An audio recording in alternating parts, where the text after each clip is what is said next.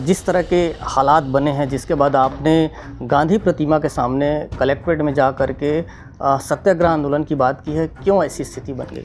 विधानसभा में हम तो अपनी बात कहते हैं और अपने अधिकार के लिए भी लड़ते हैं, क्षेत्र की जनता के अधिकार के लिए। हमारा क्या अधिकार? और माननीय प्रभारी मंत्री ओपी चौधरी साहब कभी अनुशंसा नहीं करते, अपने हिसाब से सूची बनाकर भेज देते हैं। देखिए, चाहे पीथमपुर की सड़क की लड़ाई हो, चाहे ओवरब्रिज की सड़क की लड़ाई हो, रेलवे में स्टॉपेज की बात हो, या विभिन्न चीज़ों पे हमें लड़ाई लड़नी पड़ रही है। ये बोलते हैं ना, सबका साथ सबका विकास, हमने बनाया हम ही संवारे। पे थोथे नारा लगाना बंद करें। जांजगीर चांपा के कांग्रेस विधायक व्यास कश्यप सरकार के रवैये और प्रशासन की नीति से नाराज़ हैं। इसके बाद उन्होंने सत्याग्रह आंदोलन की चेतावनी दी है। क्या ये पूरा मसला, उनसे बात करेंगे। जिस तरह के हालात बने हैं, जिसके बाद आपने गांधी प्रतिमा के सामने कलेक्ट्रेट में जा कर के सत्याग्रह आंदोलन की बात की है, क्यों ऐसी स्थिति बन गई? सत्याग्रह पे जाने का कारण, यहाँ की जनता ने जनप्रतिनिधि बनाए, एक विधायक बनाकर उनकी आवाज़ उठाने के लिए रायपुर भेजे। विधानसभा में हम तो अपनी बात कहते हैं और अपने अधिकार के लिए भी लड़ते हैं, क्षेत्र की जनता के अधिकार के लिए। हमारा क्या अधिकार? हमारा जो है अधिकार वो तो मिलता है। पर छत्तीसगढ़ सरकार के द्वारा हमें जो स्वेच्छानुदान बांटने का 8,75,000 रुपया स्वेच्छानुदान देने का है, जब से निर्वाचित हुए हैं एक बार भी नहीं दिए हैं। उसमें खाली एक ही टिप है कि भाई विधायक की सूची को प्रभारी मंत्री अनुशंसा करेंगे। और माननीय प्रभारी मंत्री ओपी चौधरी साहब कभी अनुशंसा नहीं करते, अपने हिसाब से सूची बनाकर भेज देते हैं। माननीय मुख्यमंत्री जी को भी हमने पत्र लिखा, माननीय विधानसभा के अध्यक्ष डॉक्टर रमन सिंह जी के पास भी मैं गुहार लगाया, कहीं पे कोई सुनवाई नहीं। एक तरफ वह निधि जो शिक्षा के लिए, चिकित्सा के लिए, वाद्य यंत्रों के लिए, किसी विभिन्न छोटी मोटी रकम देने का रहता है उस पर दुर्भावनापूर्वक कार्रवाई। अभी बजट सत्र में ही मेरा एक प्रश्न लगा था कि हमारे ज़िले के CSR की जो व्यवस्था है, उद्योगों के द्वारा जो रकम कलेक्ट्रेट पे जमा होती है उसका काम होना चाहिए। संयोग से वह प्रश्न उत्तरी में आ गया और माननीय लखनलाल जी देवांगन ने जो भी विकास के काम थे वो सब विकास के काम को गांव सहित पढ़े सदन पर, तो उम्मीद जगी और आश्वासन दिया कि आपके काम होंगे।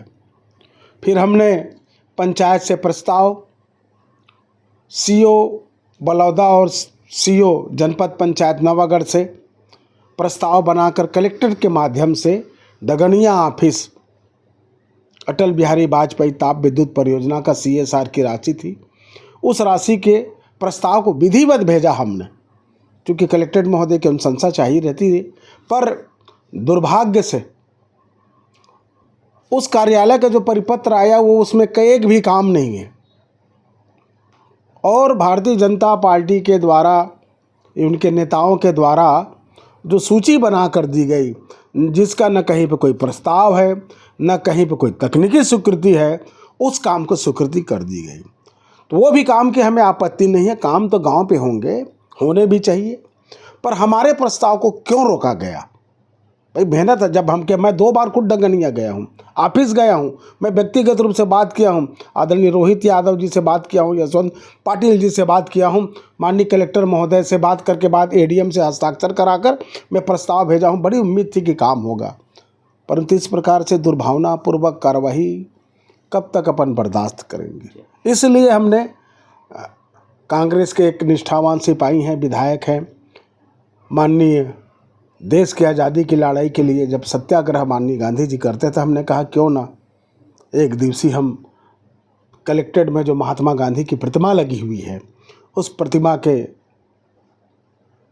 समक्ष एक दिन का सत्याग्रह उपवास हम भी करेंगे, ताकि जनता तक यह बात जाए एक जनप्रतिनिधि के नाते कि हम उनके क्षेत्र के विकास के लिए या ऐसे जो बातें हमारे अधिकार क्षेत्र हैं, हमारे अधिकारों का हनन हो रहा है, तो उसके लिए हम ये लड़ाई लड़ रहे हैं। और एक बात और बता दूं कि छत्तीसगढ़ सरकार के माननीय मंत्रियों के ऑफिस से फ़ोन आता है कि आपके यहाँ ये देना है, इतने लाख का प्रस्ताव दे दें। हम बाकायदा बड़े उत्साह से सरपंच से बातचीत करके भाई क्या क्या काम लेना है, उस प्रस्ताव को हम माननीय मंत्री के पास भेजते हैं, पर माननीय मंत्रियों के द्वारा उस प्रस्ताव को अस्वीकार कर दिया जाता है और उनके जो कार्यकर्ता हैं या दलाल नुमा लोग हैं उनके प्रस्ताव को पास हो जाता है। तो भाई कब तक बर्दाश्त करेंगे, आप हमसे मत लीजिए। और इसीलिए मैंने इस बात को कहा है कि भाई मेरे पास 2 करोड़ 4 करोड़ की राशि विधायक निधि ये बोलते हैं, उसमें तो 1 करोड़ 4 लाख रुपया माननीय प्रभारी मंत्री अपने हिसाब से अपने कार्यकर्ताओं को बांटते हैं। कोई बात नहीं, बांटे, मेरे ही भी क्षेत्र में विकास हो रहा है, पर दूसरे ज़िले में ऐसा नहीं हो रहा है। विधायकों का सम्मान वहाँ होता है, उनकी अनुशंसा पे वो करते हैं। भाई उनके द्वारा अनुशंसित कामों को आप अपनी सहमति और स्वीकृति देंगे, न कि प्रभारी मंत्री बांटने वाली बात है। अब सरकार उनका है, वो अपने हिसाब से कर रहे हैं। हर चीज़ में अगर इस प्रकार से लगातार रुकावट होगी, हर काम के लिए अगर संघर्ष करना पड़ेगा, तो लोग हमारे पास जो अपनी बात लेके आते हैं या हम जनसंपर्क में जाते हैं, हम अपनी घोषणा करते हैं, तो किसके बदौलत करते हैं? उम्मीद लगा के ना कि भाई हम सरकार से यह काम कर लेंगे। माननीय अरुण साहू जी ने भी कुछ हमें काम दिया है, ऐसा नहीं है, नगरीय प्रशासन मंत्री ने दिया है।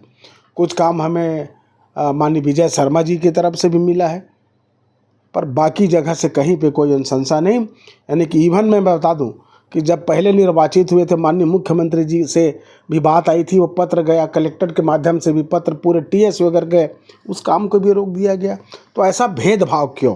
मेरे साथ ही नहीं, हमारे ज़िले के जितने हमारे विधायक, अधिकांश विधायकों के साथ ये हो रहा है, खाली जांजगीर चांपा ज़िले में हो रहा है। तो मैंने तय किया इसीलिए कि इन सब बातों को लेकर सत्याग्रह के लिए मैं जाऊं, ताकि शासन और प्रशासन दोनों को इस बात का पता लगे कि वास्तव में अन्याय हो रहा है। तो भाई जनता के से चुने हुए प्रतिनिधि है, तो जनता को बताने के लिए सत्याग्रह के छोड़ दूसरा माध्यम नहीं था। और मैं अकेले बैठूंगा, मैंने तय किया है सत्याग्रह पे, क्योंकि वह परिसर धारा 144 के तहत रहता है, 2-3 से ज़्यादा नहीं रह सकते। इसीलिए मैंने निर्णय लिया कि क्यों ना कलेक्टर के कार्यालय के सामने महात्मा गांधी जी की जो प्रतिमा लगी है, उस प्रतिमा के समक्ष मजदूर दिवस के दिन भरी दोपहरी में भी सुबह 10 बजे से लेकर शाम 5 बजे तक कार्यालयीन समय पर मैं वहां उपस्थित होकर अपना विरोध दर्ज कराऊंगा। कांग्रेस के आप विधायक हैं, तो ये जो भेदभाव का आपका आरोप है, निश्चित तौर पर उससे काम जब प्रभावित हो रहे हैं तो क्षेत्र के विकास भी प्रभावित हो रहे हैं। निश्चित रूप से प्रभावित हो रहे हैं। इसीलिए तो देखिए, चाहे पीथमपुर की सड़क की लड़ाई हो, चाहे ओवरब्रिज की सड़क की लड़ाई हो, रेलवे में स्टॉपेज की बात हो, या विभिन्न चीज़ों पे हमें लड़ाई लड़नी पड़ रही है और बिना लड़े कुछ नहीं मिल रहा है। तो ऐसा भेदभाव क्यों? मैं तो इस बात का आरोप लगाता हूँ भारतीय जनता पार्टी के ऊपर। ये बोलते हैं ना, सबका साथ सबका विकास हमने बनाया, हम ही संवारे। तो ये थोथे नारा लगाना बंद करें कि सबका साथ सबका विकास। ये ज़रूर बोलें कि छत्तीसगढ़ को हमने बनाया, हम ही संवारेंगे। तो भविष्य में अगर जहाँ नहीं संवार रहे हो आप, तो यहाँ की जनताओं से ना उम्मीद भी ना लगाएं भाजपा। प्रशासन के रवैये पे क्या कहेंगे? क्योंकि सरकार तो रायपुर में बैठ के वहाँ पर मुख्यमंत्री हैं, मंत्री हैं, लेकिन जिला प्रशासन की भूमिका पर क्या कहेंगे? किस तरह वहाँ भी क्या यही स्थिति है भेदभाव का, क्योंकि आप कांग्रेस के विधायक? देखिए, निश्चित रूप से है। उसके पीछे कारण क्या है कि इनके ऊपर इतना दबाव रहता है कि भाजपा के एक सामान्य कार्यकर्ता से लेकर भाजपा के माननीय मंत्रियों का, और इसी दबाव के कारण जिला प्रशासन के द्वारा काम में आनाकानी होती है। उसके मात्र कारण है भाजपा का दबाव। और मैं तो चाहूँगा कि माननीय जिलाध्यक्ष चाहे कोई भी रहे, न्याय की पूर्ण सबको बराबर देना चाहिए। जिसका जो अधिकार है उसके हिसाब से काम का वितरण होना चाहिए। इस पर भेदभाव नहीं करना चाहिए। ये थे हमारे साथ कांग्रेस विधायक व्यास कश्यप जी, जिन्होंने सीधे तौर पे एक तरह से चेतावनी दी है कि जब विकास में भेदभाव होगा तो उन्हें सत्याग्रह की ओर जाना पड़ेगा। और उन्होंने तय किया है कि 1 मई मजदूर दिवस के दिन वो कलेक्ट्रेट में गांधी प्रतिमा के सामने सत्याग्रह करेंगे और सरकार को और प्रशासन को जगाने का उनका ये प्रयास होगा। राजकुमार साहू, IBC 24, जांजगीर।